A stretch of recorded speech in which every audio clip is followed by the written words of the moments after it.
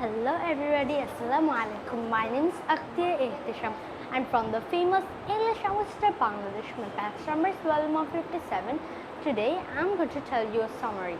The name of the summary is Rapunzel. So let's start. Once there was a beautiful woman. One day the woman wanted to eat some rampion from the witch's garden. So her husband went to the witch's garden to take some rampion. The witch caught him and told him that their first child will be hers. After a few days, the woman gave birth of a cute baby girl with long golden braids. The witch came quickly and took the baby girl away. The witch named her Rapunzel and locked her in a tall tower deep in the forest. In the tower, Rapunzel sang songs of dreams and freedom.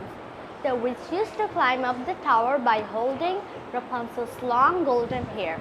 One day, a prince saw the witch climbing up by holding Rapunzel's long golden hair. The prince planned to meet her. The next day, the prince came to meet Rapunzel.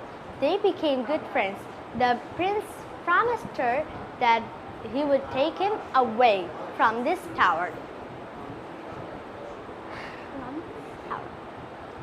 The witch noticed that a princess came to the tower.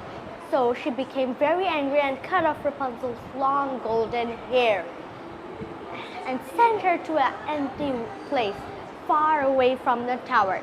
At the same day, the witch tricked the prince and pushed him off the tower. The prince fell into the bush of thorns and lost his eyesight.